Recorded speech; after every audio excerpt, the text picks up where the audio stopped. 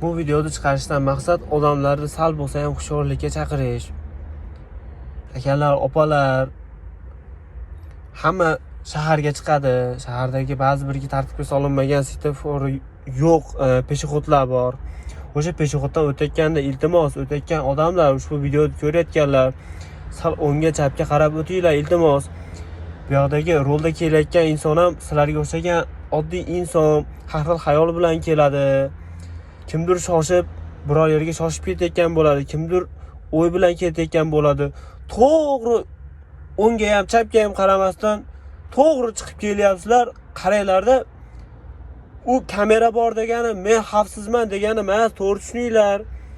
Kamera bor degani o'sha kamera bu yoqdagi chopperni tormozini ezib qoladi degani emas. Bir ikki marta o'zim ham guvoh bo'ldim, o'zim ham kerak bo'lsa shu holatga tushdim-da. Ozgina qoldi ulgib qolishimga.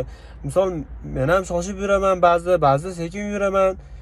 Shunaqada iltimos, yosh katta odamlar ayniqsa, mayli yoshlari to'g'ri shu narsalarni yoshlarga o'rgatish kerak. Yosh katta odamlar ham даже to'g'ri uyalmasdan chiqib keladi-da. Bu degani u kamera bor, menga yo'l beradi 100%, meni sog' salomatligimga javob beradi degani emas kamera, iltimos.